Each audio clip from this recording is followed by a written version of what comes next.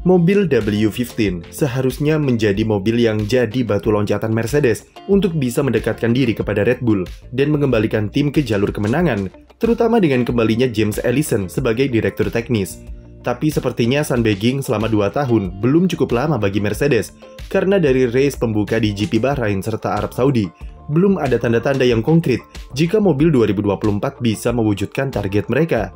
Usai alami masalah di cooling system pada GP Bahrain yang membuat George Russell dan Lewis Hamilton tak bisa tampil maksimal di GP Arab Saudi kemarin, duo Mercedes kembali mengalami berbagai kesulitan yang membuat Toto Wolff menghela nafas. Padahal Bahrain dan Saudi adalah 2 sirkuit yang berbeda, yang artinya kalau Mercedes mengalami masalah di kedua trek tersebut, maka itu pertanda yang kurang bagus bagi pabrikan Jerman tersebut. Meski Russell dan Hamilton finish di zona poin, tapi secara keseluruhan akhir pekan mereka kurang begitu menyenangkan. Russell saat balapan tertahan di posisi ke-6 belakang Fernando Alonso dan tidak bisa menyalipnya. Ia terpaut 20 detik dari Charles Leclerc dan nyaris 40 detik dari Max Verstappen.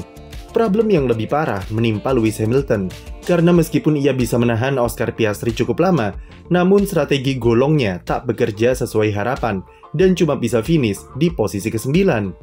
Hamilton di Saudi kemarin juga cukup konsisten, karena sejak latihan bebas sampai race, dia menghabiskan semua sesi di sekitaran posisi ke-8 atau ke-9. Di konstruktor, mereka harus puas duduk di posisi ke-4 klasemen dan diasapi oleh McLaren serta Ferrari. Hasil tersebut jelas menggambarkan kalau mobil W15 tidak bekerja sesuai harapan dan masih menyimpan beberapa masalah yang harus mereka selesaikan di musim 2024, terutama pemanfaatan ground effect yang belum mampu mereka pecahkan. James Allison mendesain mobil terbaru Mercedes berdasarkan kelemahan-kelemahan dari mobil W14. Tahun lalu, Russell dan Hamilton mengeluhkan 2 hal, yaitu grip belakang yang kurang serta ketinggian floor yang kurang rendah, dan berdampak ke overall downforce yang tidak maksimal. 2 poin itu jadi fokus James Allison untuk membangun W15 dengan melanjutkan development mobil yang sudah di-reset kembali sejak perubahan sidepod pada GP Monaco musim lalu. Beberapa komponen seperti suspensi belakang, desain gearbox, dan suspensi depan, sampai inovasi di front wing dieksploitasi oleh Mercedes untuk mengangkat performa mereka. Bahkan request Hamilton soal posisi kokpit yang lebih mundur juga dikabulkan. Ketika tes pramusim, impresi positif memang dirasakan oleh kedua pembalapnya dengan karakteristik mobil yang jadi lebih understeer dan lebih mudah dikemudikan.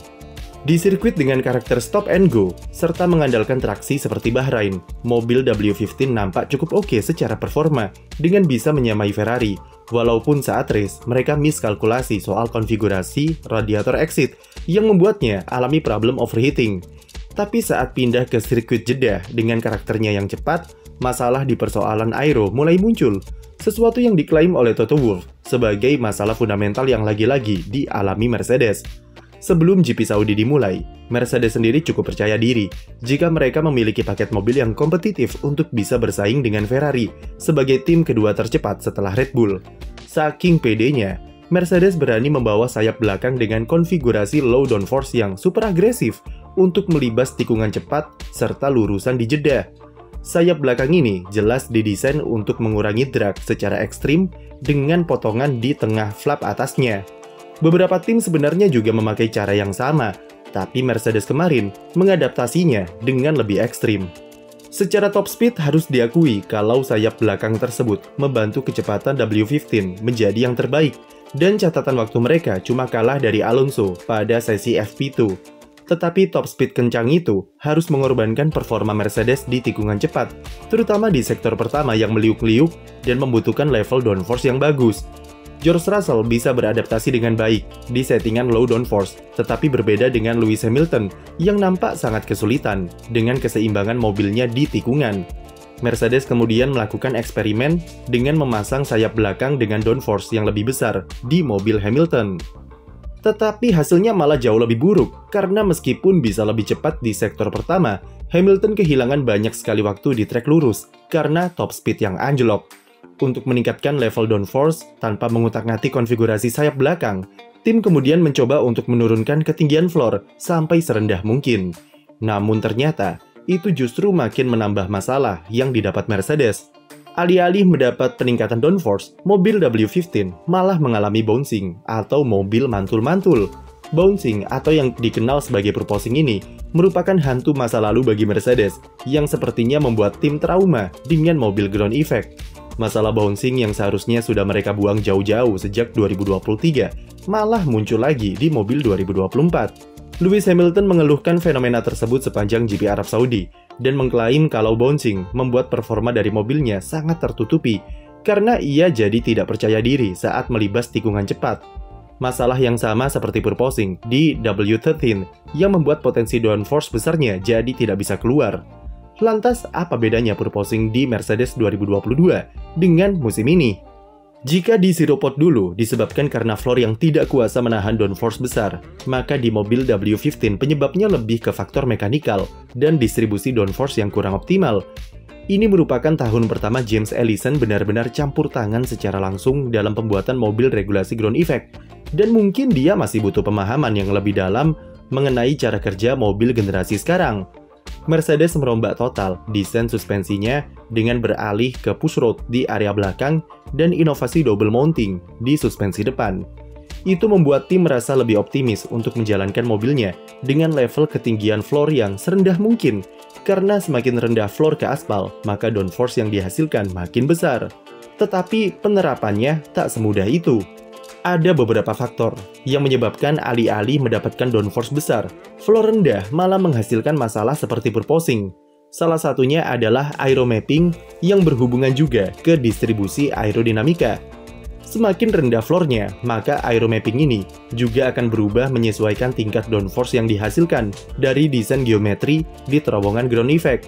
Aeromapping juga cukup dinamis, mengingat aliran udara bisa memberikan reaksi yang berbeda ketika mobil bermanuver.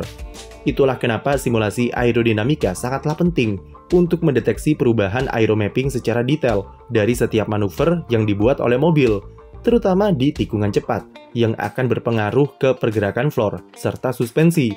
Disinilah masalah Mercedes berasal, yaitu data simulasi mereka dengan data yang ada di sirkuit ternyata berbeda atau tidak sinkron. Toto mengatakan, jika di simulator mobil W15 seharusnya bisa menghasilkan downforce yang besar di kecepatan tertentu, yang ternyata data itu salah dalam realitanya. Tidak sinkronnya data tersebut membuat tim kehilangan arah dalam settingan suspensi dan floor yang cukup sensitif ketika melibas sirkuit cepat seperti Arab Saudi, yang akhirnya menyebabkan kembalinya purposing. Namun meskipun tidak purposing, kami masih skeptis juga dengan kemampuan dari W15. Itu karena mobil George Russell nampak jauh lebih baik daripada Hamilton, tetapi kecepatannya di sektor pertama juga buruk, bahkan kalah dari Williams dan Racing Bulls. Jadi setidaknya bisa kami simpulkan kalau purposing bukanlah problem utama di mobil 2024, melainkan adalah masalah korelasi data yang misleading dan membuat settingan di W15 jadi tidak maksimal.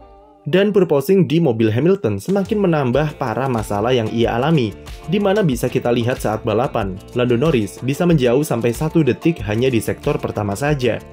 Posisi Mercedes jika dibandingkan dengan Ferrari, McLaren, dan Aston Martin, tim asuhan Toto Wolff ini adalah yang paling problematik. Sudah 3 tahun penerapan regulasi ground effect, dan Mercedes masih mencari cara untuk mengeluarkan performa terbaik dari mobilnya. Padahal tim-tim rivalnya sudah selangkah lebih maju dan sudah punya arah development mobil yang pasti sampai 2025 nanti. Jika sampai akhir musim Mercedes masih begini-begini saja, maka akan lebih baik korbankan semuanya untuk langsung fokus ke 2026. Tapi ini masih terlalu awal untuk menilai separah apa masalah yang dialami oleh Mercedes. Mereka masih percaya kalau W15 adalah mobil yang jauh lebih baik, serta memiliki peluang development yang lebih luas ketimbang pendahulunya. Yang jelas sudah terlambat untuk kembali ganti konsep lagi, dan apapun hasilnya nanti, Mercedes tidak bisa terus-menerus terjebak di dalam siklus problematik yang terus melanda sejak 2022. Namun sekali lagi, dan entah sampai kapan, Mercedes harus berusaha mencari jawaban terhadap masalah-masa lalu yang membelit mobil mereka. Sekian video dari kami, jangan lupa beri like dan subscribe untuk konten F1 lainnya.